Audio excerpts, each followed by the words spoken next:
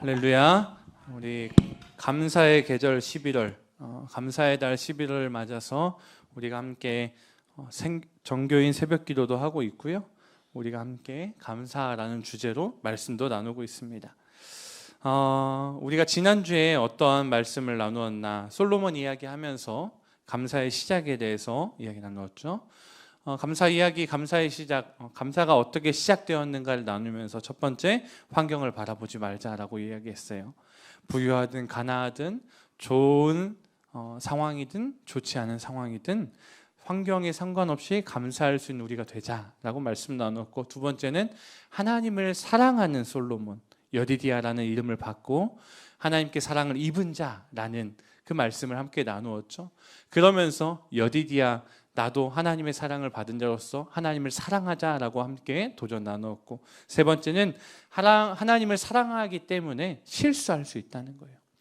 산당에서 예배했고 산당에서 제사 드렸다라는 것은 다윗의 길을 따랐다라는 것과는 별개로 칭찬하지 않는 문구였어요. 성경에서 부정적으로 쓰여져 있었는데도 그 예배를 받으시고 일천번제를 통하여서 지혜를 주시는 하나님을 보면서 우리가 실수하는 거 하나님이 받아주신다, 그렇게 말하면서 제가 온라인 예배를 예를 들었었죠. 하나님이 그거 온라인 예배 받으신다, 근데 우리 현장 예배 함께 하자라고 도전하였었습니다. 그 실수를 범하기보다 하나님 앞에 빨리 돌아와자라고 말씀드리면서 어떤 예를 들었냐, 솔로몬이 산당에서 예배하다가 하나님을 만난 직후에, 지혜를 받은 그 꿈 직후에 하나님의 임재를 상징한 언약궤 와서 앞에 와서 장막에 와서 예배하는 모습을 우리에게 보여주었죠. 그러니까 우리가 실수할 수 있습니다. 우리가 조금 부족한 모습으로 예배할 수 있고, 우리가 조금 하나님이 조금 마음 원하지 않는 모습으로 예배할 수 있어 받으시지만, 정말 하나님이 온전히 흠양하시는 하나님 앞에 예배하는 모습으로 예배하자라고 도전했습니다. 우리가 감사에 대해서 이렇게 도전했었는데, 오늘도 감사에 대한 이야기를 나눌 때 일반적으로 세상, 그러니까 교회 밖에서 말하는 감사란 무엇인가라는 것을 보면 어떤 것이 있을까 보면, 타인이 베푼 호의를 긍정적으로 승인하는 거예요. 타인이 베푼 호의를 긍정적으로 승인하는 행위를 일반적인 감사라고, 그러니까 타인이 나에게 어떤 거 호의를 베풀었을 때 내가 오케이, 고맙습니다, 이렇게 반응하는 게 감사라는 것이죠. 그러면 교회 안에서, 기독교에서 감사는 무엇인가 보면 예수 그리스도 안에서, 우리가 기독교의 감사는 무조건 예수 안에서입니다. 신앙생활도 예수 안에서, 우리가 찬양도 예배도 모든 것이 예수 안에서 시작되는 거고, 그리고 하나님의 사제 구속 아들 삼아주심, 이것이 참 중요한 거예요. 하나님께서 우리의 죄를 받아주는 거예요. 용서해 주시는 거예요. 그래서 구속, 그걸 다 해결해 주시고 아들 삼아주신 거예요. 그리고 성령의 내주하심의 은혜를, 이 성령의 내주하심의 은혜를 뭐라고 이야기할 수 있냐면, 우리가 살아갈 때 성령의 능력으로 살아간다라는 거예요. 그것을 통하여서 우리가 뭐하냐, 하나님께 다시 올려드리는 예배가 감사라는 거예요. 우리가 하나님께 다시 올려드리는 게 감사라는 거예요. 우리가 다른 게 감사가 아니에요. 우리가 감사를 표현할 수 있는 도구가 뭐가 있어요? 없어요. 오직 예배밖에 없다라는 거예요. 이 예수 안에서 하나님의 은혜로 말미암아 성령의 능력으로 하나님께 예배 다시 올려드리는 것, 이것이 우리가 해야 하는 감사다라는 것입니다. 그래서 아까 이걸 못 봤는데, 그리스도인으로서 해야 할 감사를 하라라고 소주제를 정해봤어요. 진짜 감사하기 위해서는 그리스도인으로서 해야 할 감사가 뭐냐면 예배라는 거예요. 우리가 진짜 해야 되는, 하나님께 드려야 되는 감사의 최고봉은 예배라는 것입니다. 우리가 온전히 하나님께 다시 이 감사를 고백할 수 있는 모습이 우리에게 시작되기를 소망합니다. 이런 의미에서 기독교 신앙의 정체성을 가장 표현할 수 있는 것은 무엇이냐? 기본 감사. 데살로니가 전서 5장 18절 말씀이 있는데 같이 읽어볼까요? 시작.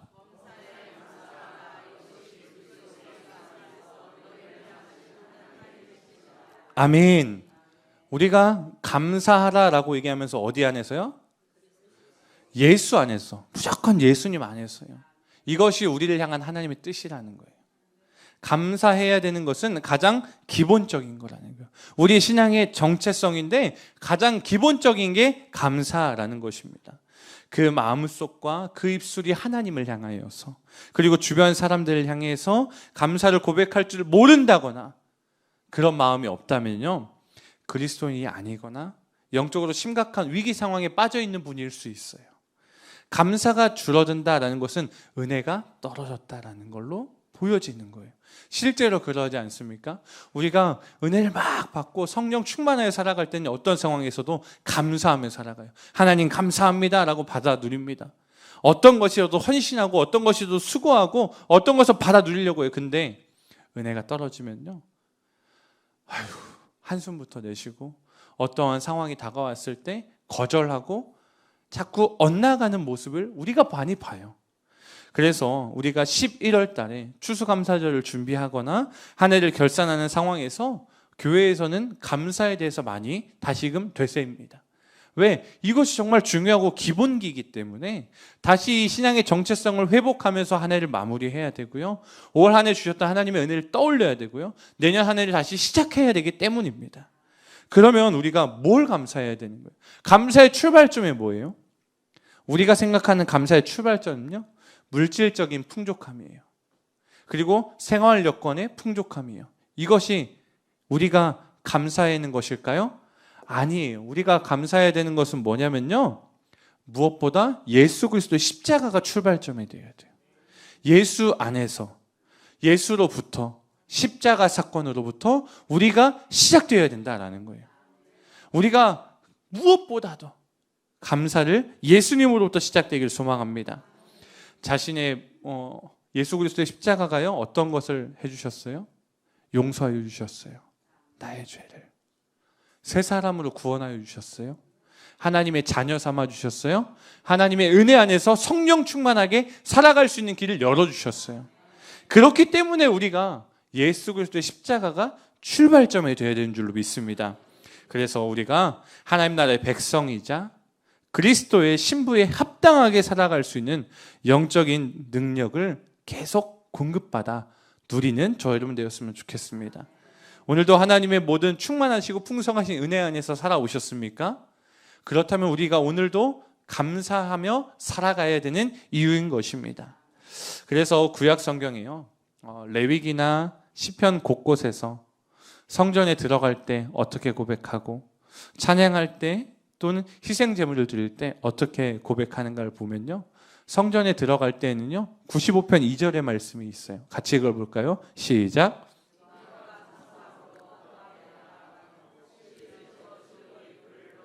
아멘. 그 앞에가 하나님께 나아갈 때예요. 하나님께 나아갈 때는요 감사함으로, 하나님께 나아가는 자세는요 오직 감사합니다. 이것이 구약 성경에 성전에 들어갈 때 드리는 찬양으로 기록되어 있어요. 그리고 희생 제물을 드릴 때는요 시편 54편 6절인데요. 같이 읽어보겠습니다. 시작.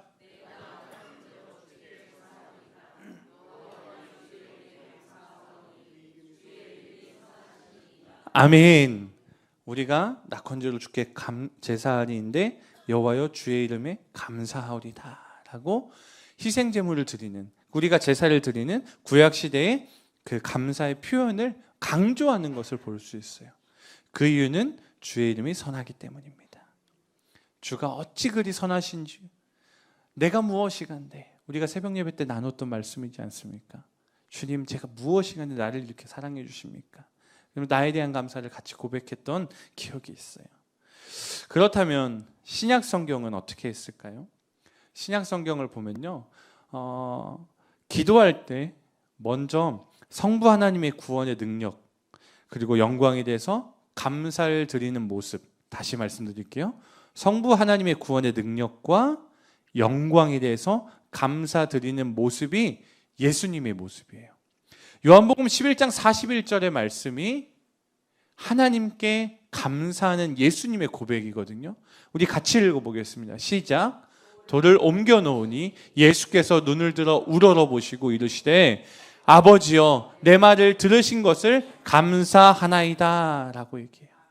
놀라운 기적의 현장 가운데 자신의 이름이나 자신의 능력을 드러내는 것이 아니라 하나님께 감사하는 모습으로 예수님이 요한복음에 기록되어 있고 마태복음에도 있어요. 그 모습이 신약시대 속에 나오는 감사의 제사의 모습이더라라는 거예요. 더 나아가 구약 시대는요, 양이나 소의 희생 제사를 통해 사제의 은총을 확인한 다음에 새롭게 회복된 하나님과의 화목을 감사하기 위해 드렸던 감사제, 구약 시대 예배를 구성하는 아주 핵심적인 요소였어요. 그 핵심적인 요소, 구약 시대의 감사제는 이렇게 표현될 수 있더라라는 거예요. 말씀이 좀 긴데 보시면 그것을 감사함으로 드리려면 무교병, 무교전병, 고운가루 기름서 구운 과자를 감사 제물과 함께 드리고, 감사함으로 드리려면 감사 제물과 함께 드리는. 그러니까 양이나 소의 희생 제사 이런 것들이 항상 같이 필요했다라는 거예요. 그리고 감사 제물과 함께 그 예물로 드리되 예물 중에 하나씩 여호와께 거제로 드리고 화목제 피를 뿌린 제사장에 드릴지어다. 조금 복잡해요. 감사함으로 드리는 화목제물의 고기는 그날에 먹여라. 우리 오늘 새벽에 나눴던 셋째 날 되기 전에 다 먹어라라는 것이 있잖아요. 주변 이웃과 같이 먹으라고. 그런 것들이 다 정해져 있었어요. 구약 시대의 감사제. 이것은 그러니까 제일 중요한 게 뭐냐? 화목을 감사하기 위해 드렸던 감사제 가운데는요, 제물이 필요했었고, 그리고 우리가 함께 해야 했고, 많은 구성적인 핵심적인 요소가 많았다라는 거예요, 감사제사에. 그래서 그 다음에 신약 시대에 와서는요, 조금 달라져요. 신약 시대의 감사제, 구약 시대의 이 복잡했던 감사제가 성만찬으로 됩니다. 우리가 한 달에 한 번씩 성만찬의 예배를 드리잖아요.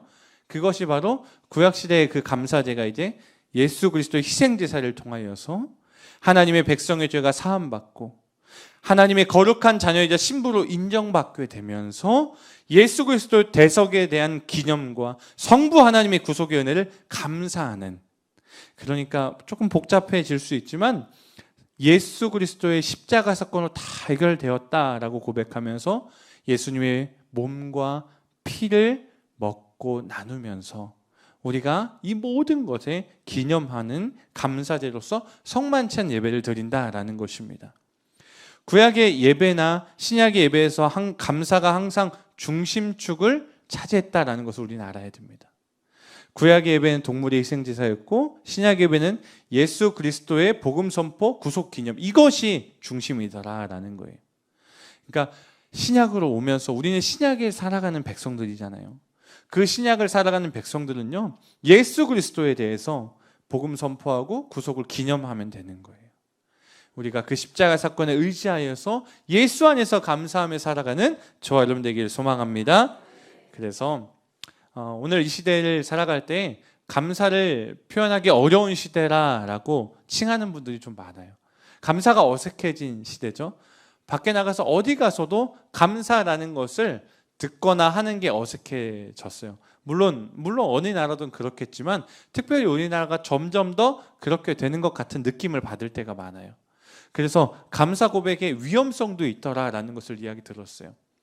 예를 들어서 사업하면서요, 누군가 거래를 하는데 대화를 하다가 감사합니다라고 얘기하잖아요. 그것이 만약에 녹취가 되었거나 그것이 만약에 그 사람의 공문 안에 들어가 있다면 사업을 승인했다는 긍정의 신호로 받아들여요. 나는 긍정으로 한 게 아니라 그냥 대화 속에서 그냥 감사합니다라는 말을 한 번 했는데 그것이 사업 승인을 오케이, 너와 나의 거래는 승인했다라는 표현으로 받아들여져서요, 감사합니다라고 말하는 게 위험하더라라고 이야기합니다. 그리고 교회 안에서도요, 감사합니다라고 말하는 게 어색해졌어요. 물론 우리 교회는 아니에요. 우리 교회는 나눔하라 그러면 감사합니다가 너무 어색하지 않고 잘 나오는 모습을 보면서 신기합니다. 얼마나 은혜로운 교회인지 몰라요. 근데 다른 곳에 가서도요, 여러분, 감사합니다라는 말이 굉장히 어렵다라는 것을 우리는 느껴집니다. 그래서 이 시대 교회 안에서 그리스도인들도 감사가 어색해진 이 시대 가운데 하나님께도 감사를 표현하기가 어려워진 게 아닌가라고 생각해 보게 됩니다. 교회 안에서 그러다 보니까 우리의 신앙생활 안에서도 표현이 어려워진 거 아닌가라고 생각해 봐요. 그럴 때 내가 지금 살고 있는 경제적인 여건이나 환경을 생각해 보거나 우리 삶의 현장에서요, 이것들을 한번 생각해 보세요. 이거 보면 감사할 수 있냐라는 거예요. 첫 번째, 올 한 해 풍성하게 수확한 열매가 있습니까? 여러분 올 한 해 풍성하게 수확한 열매가 있으십니까? 라고 얘기했을 때 그렇습니다 라고 이야기할 수 있는 조건의 사람이 얼마나 되겠어요? 사업을 했을 때 한 해의 매출이요 엄청 늘었나? 라고 생각해 보면 그렇습니다 라고 말할 수 있는 사람이 몇 명이나 되겠습니까? 그렇다고 월급이 늘었습니까? 아니요. 물가 상승률에 비해서 우리의 월급 상승률은 그렇게 따라가지 못해요. 물가가 한 5% 올랐으면요 월급은 2%밖에 안 올라가요. 그렇지 않습니까? 우리의 삶의 현장은 실제로 고물가고 계속 올라가는데 안 올라가요. 그리고 직장에서 애쓴 수고에 비해서 돌아오는 연봉이나 처우 생각해 보세요. 이게 과연 우리가 이거 받고 살아갈 사람인가라고 수도 없이 생각하는 게 상황 아닙니까? 내가 겨우 이거밖에 취급을 받지 못하나? 이러니까 사람들이 우울증에 빠지고 이러니까 힘들어하는 거잖아요. 그것을 생각해 볼 때 나를 힘들게 하는 사람들도 있어요. 그 사람들을 생각해 볼 때 과연 하나님 앞에서 덩실덩실 춤을 추면서 하나님께 찬양한다? 이건 정말 이상해 보여야 하는 거예요. 이 상황을 본다면 쉽지 않은 상황이더라라는 거예요. 오늘 성경에 갑자기 성경으로 좀 들어가 볼까요? 비참한 나병 환자들의 신세들이 막 나오고 있어요. 본문 말씀을 살펴보면 우리처럼 감사에 인색한 사람 9명을 만나게 됩니다. 9명의 나병 환자들이었어요. 근데 이 9명의 나병 환자들은 유대인들이었습니다.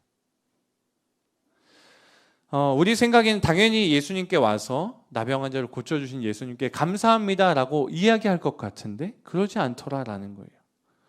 오늘날 나병 환자 치료하는 거 예전에 비해서는 많이 좋아졌고 편해졌고 약도 있어서 완벽하게 치료가 안 될지라도 거의 낫게 되는 경우들을 많이 보죠. 나병기를 치료할 수 있는 약품들이 많아졌어요. 근데 예수님 시대에는 그런 약이 있었나요? 아니요. 전혀 없었습니다. 그런 치료약이 개발되기 전인데다가요.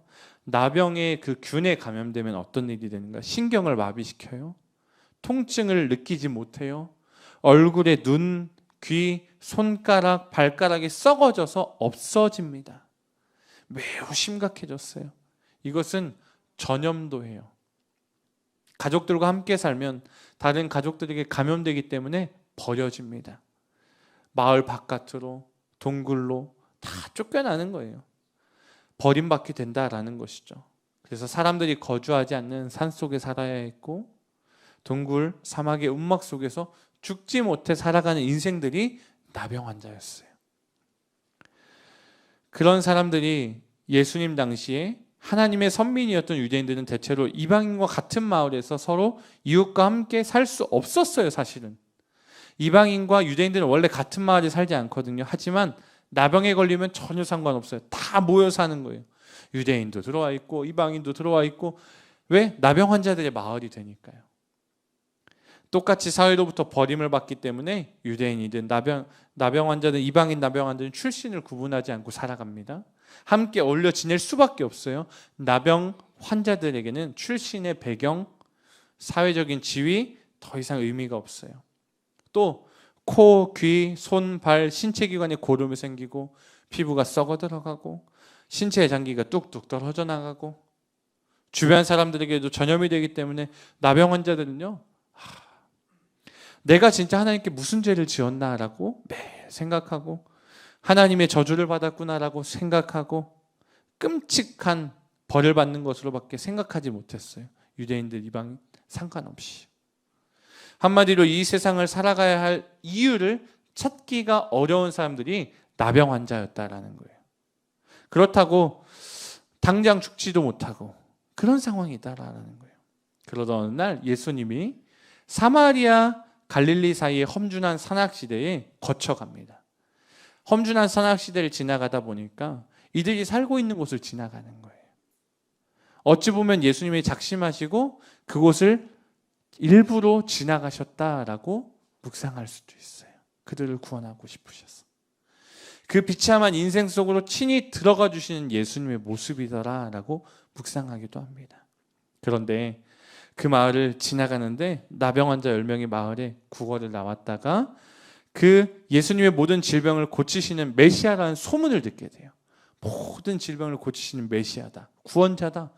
그러니까 나병 환자들이요, 사람이 많이 있는 곳은 가지도 못하고 예수님이 있는 그 멀리에서 모든 질병을 고치는 능력을 가진 하나님의 메시아이기 때문에 그 이야기를 듣고 이 열병의 나병 환자들의 마음속에 혹시나 예수님이 자신들의 나병도 고쳐주시지 않을까 하는 기대감이 생깁니다.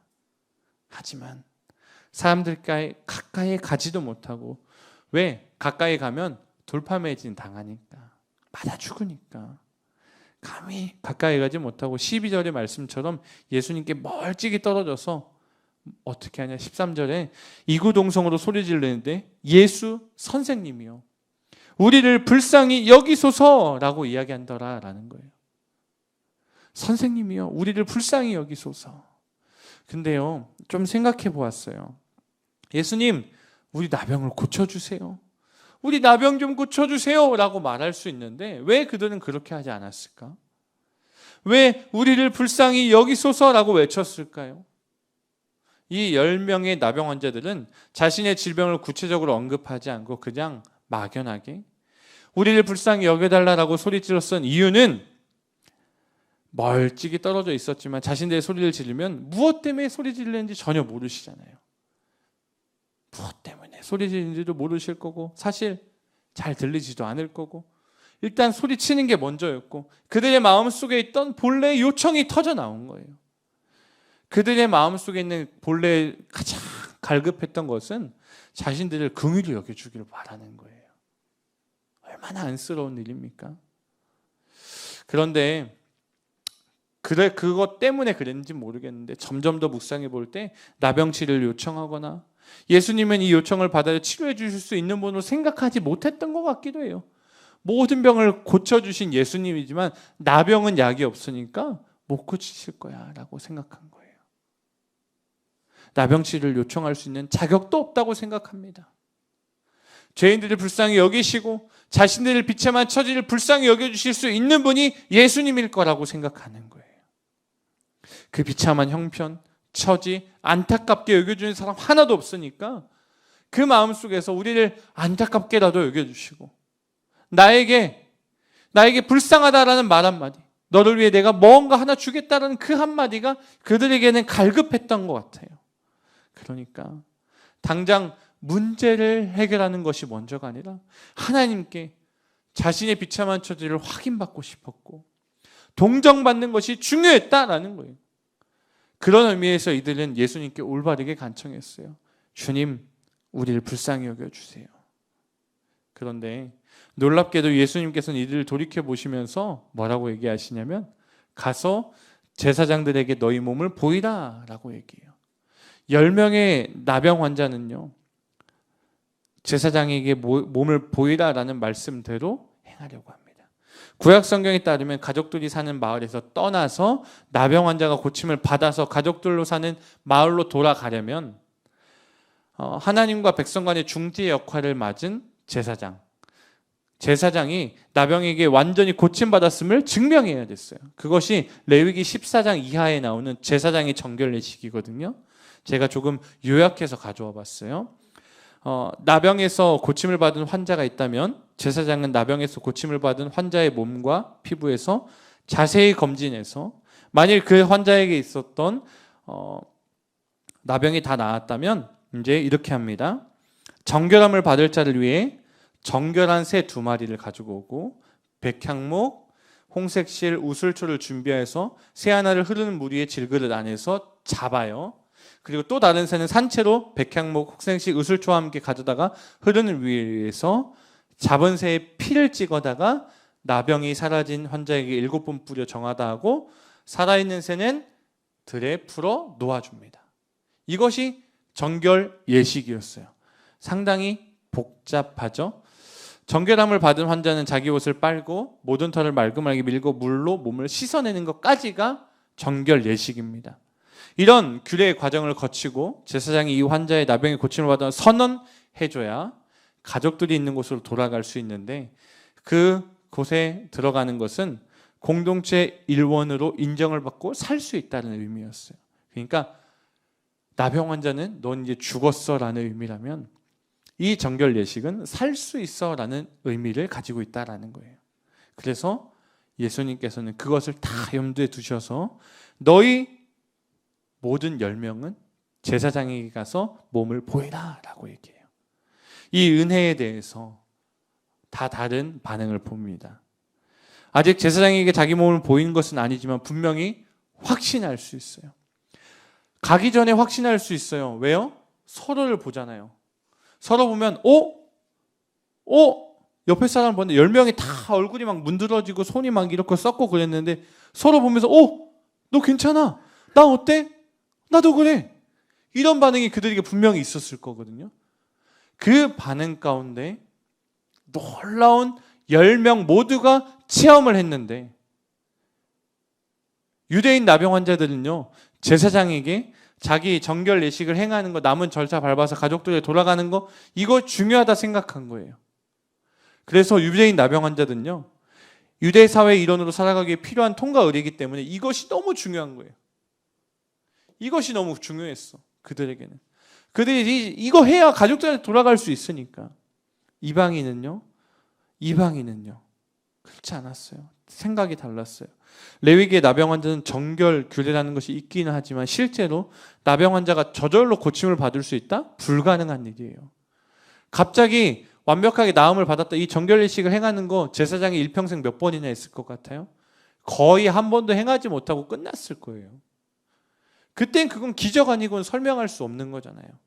그러니까 이 하나님의 능력으로 자기를 고쳐주신 것이 분명하다라는 것이 이방인 나병 환자에게 들었던 거예요. 그래서 가서 제사장에게 너희 몸을 보이라고 말씀하신 분이 하늘로부터 강림하신 하나님의 아들이다라는 믿음이 생긴 거예요. 메시아구나. 이 한 사람은 제사장에 가던 발걸음을 돌이켜 예수님을 찾아왔어요.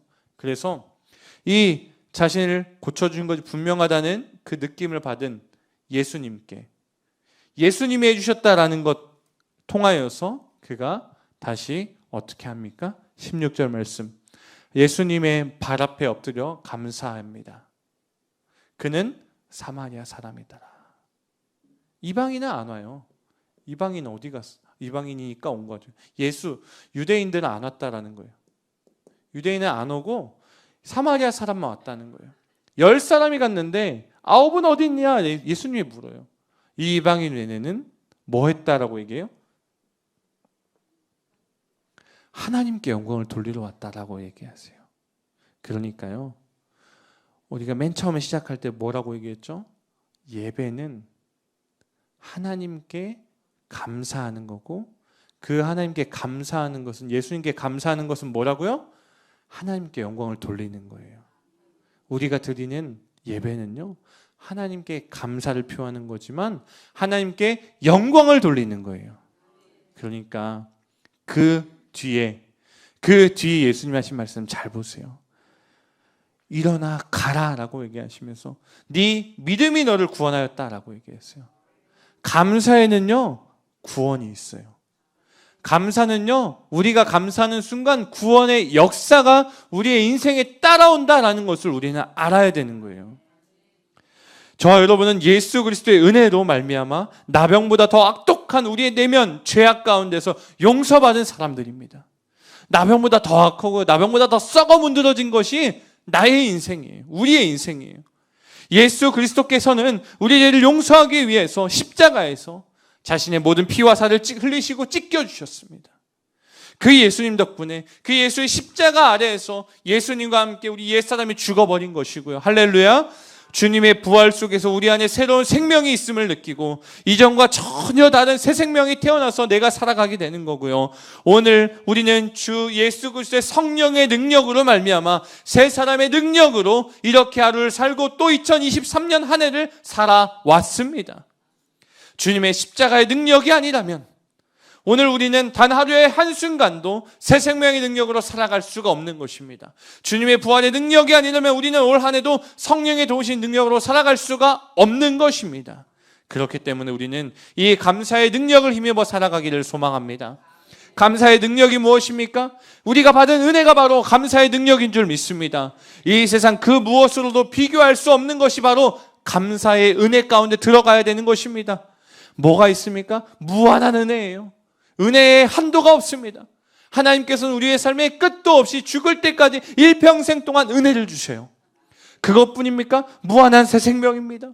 우리는요, 새로운 생명으로 태어났지만요, 하나님 나라 가는 그날까지 새로운 생명으로 살아가는 거예요. 무한합니다. 또 성령의 능력은 어떠합니까?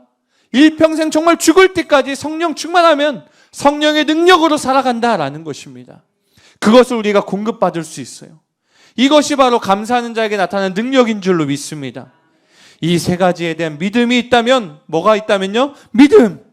이 믿음이 있다면 우리는 늘 하나님께 감사해야 되는 거예요. 우리 입술의 고백으로 주님을 찬양하고요, 늘 새롭게 살려주시는 하나님의 능력이 하나님을 향한 감사로 나타나야 된다라는 거예요. 우리에게 감사하면 사회생활할 때 손해볼 것 같은 느낌이 늘 들어요. 비록 부정적인 상황 속에서라도 먼저 입술로 감사를 고백하면 그 감사의 고백이 부정적인 상황을 극복하는 능력으로 다가옴을 믿으시길 소망합니다.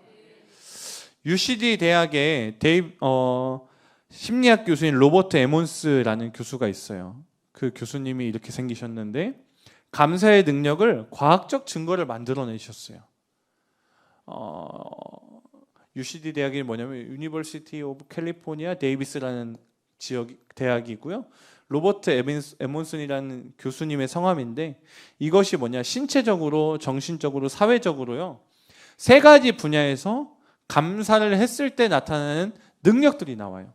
첫 번째, 신체적으로 면역 시스템이 강화되고요, 고통이 감소되고 혈압을 낮추고요, 더욱 운동하게 되고 건강을 관리하게 되고요, 더 오래 자고 깨어났을 때 더 개운하게 돼요.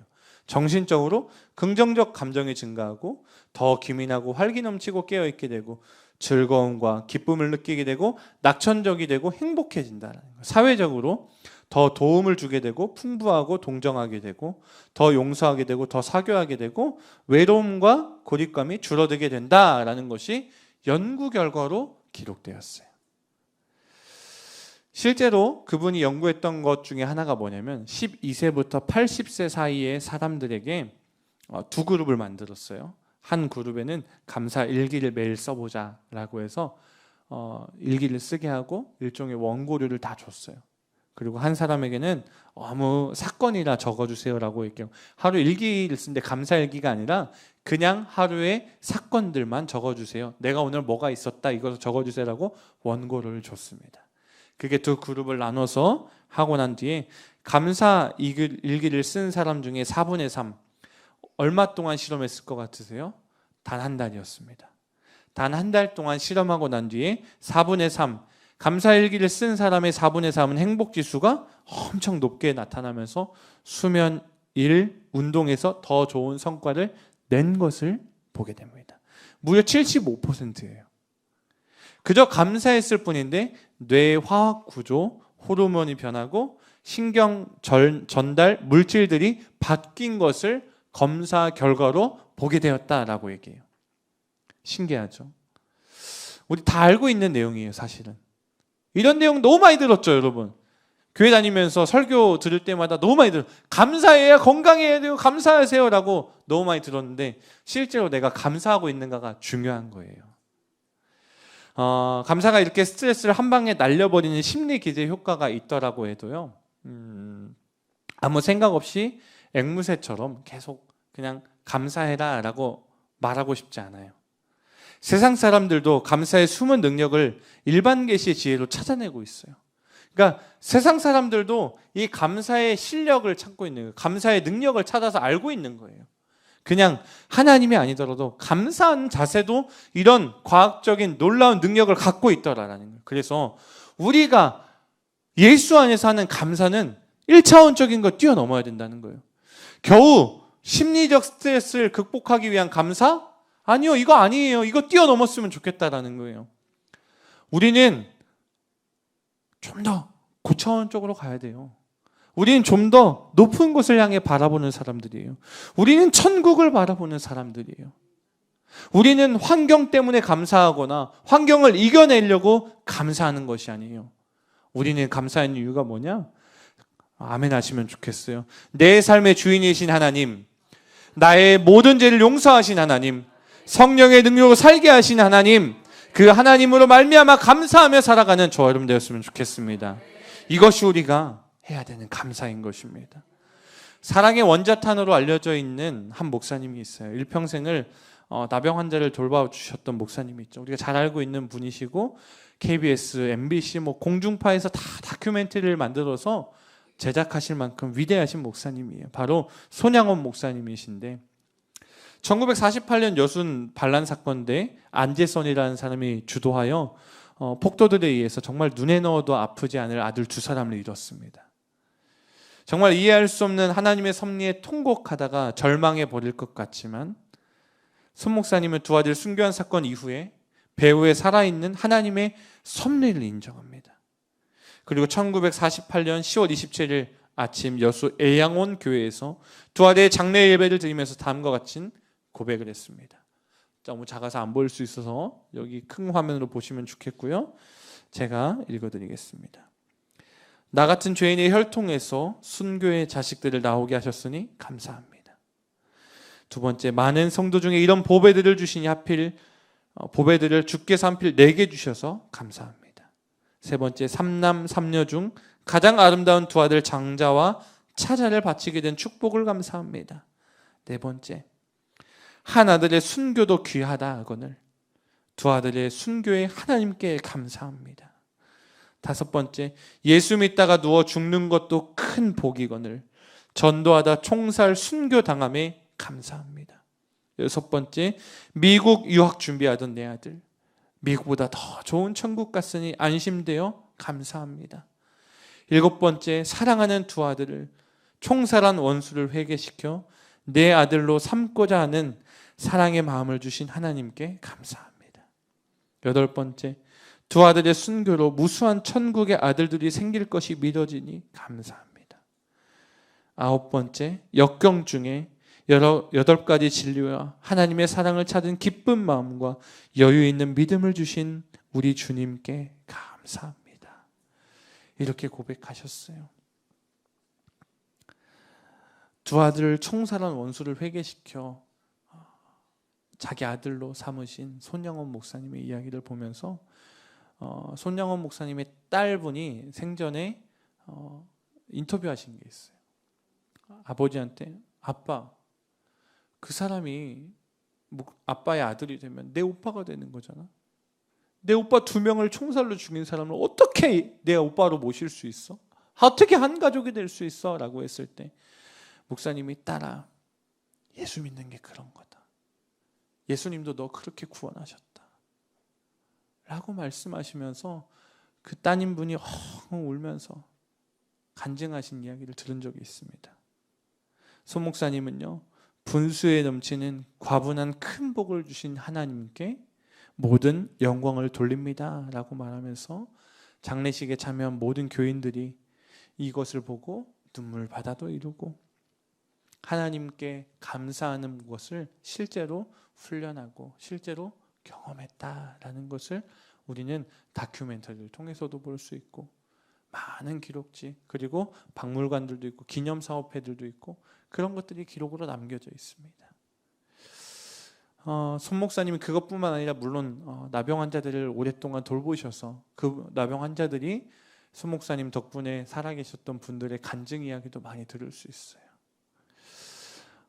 저와 손양원 목사님이 믿었던 하나님은 동일한 하나님입니다. 그 동일한 하나님 앞에 내가 어떻게 감사하고 있는가, 내가 어떻게 감사하고 살아가야 될 것인가는 오늘 우리가 잘 묵상했으면 좋겠습니다. 오늘 설교 중에 감사의 능력에 대해서 3가지로 요약한다면 이렇게 할 수 있겠어요. 하나님의 은혜는 무한하기 때문에 감사한 것입니다. 하나님이 주시는 은혜는 한도가 없습니다. 한도가 없기 때문에 그 하나님께 감사할 수 있어야 되는 것입니다. 그것이 그리스도인으로서 해야 되는 감사인 줄 믿습니다. 그리고 무한히 소중한 생명이라는 거예요. 예수 그리스도의 핏값으로 다시 태어난 것, 우리에게 무한한 새 생명인 줄 믿습니다. 그렇기에 우리는 감사해야 되는 거예요. 세 번째, 무한한 성령의 능력도 있어요. 하나님의 자녀답게 살아갈 힘, 능력을 무한정으로 우리에게 공급하고 계시기에 감사해야만 하는 줄 믿습니다. 사랑하는 빛가운 가족 여러분, 우리가 어떻게 또 무엇을 바라보고 살아가야 되는가? 처음 시작할 때 말씀드렸죠. 우리는 예수의 이름으로 살아가는 것입니다. 우리의 상황과 환경을 바라보면요,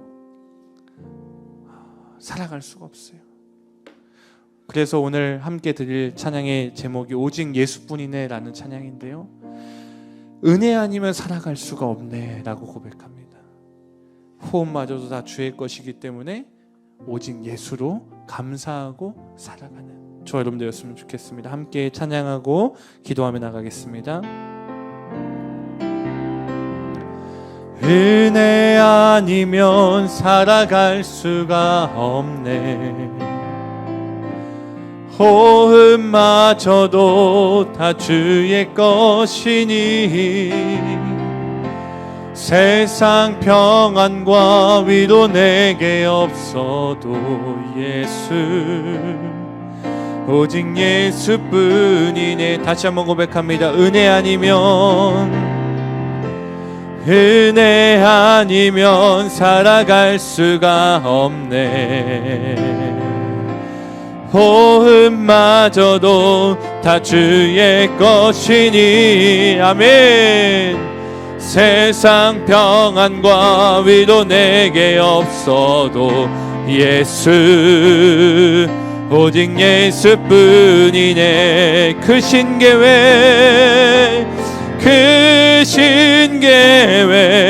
다 볼 수도 없고 작은 고난에 지쳐도 주께 묶인 나의 모든 삶 버티고 견디게 하시네. 그 신계획 다 볼 수도 없고 작은 고난에 지쳐도 주께 묶인 나의 모든 삶 버티고 견디게 하시네. 은혜 아니면 살아갈 수가 없네. 나의 모든 것 다 주께 맡기니 참된 평안과 위로 내게 주신 주 오직 예수뿐. 우리 목소리 높여 다시 고백합시다. 그 신계획 다 볼 수도 없고 작은 고난에 지쳐도 주께 묶인 나의 모든 삶 버티고 견디게 하시네.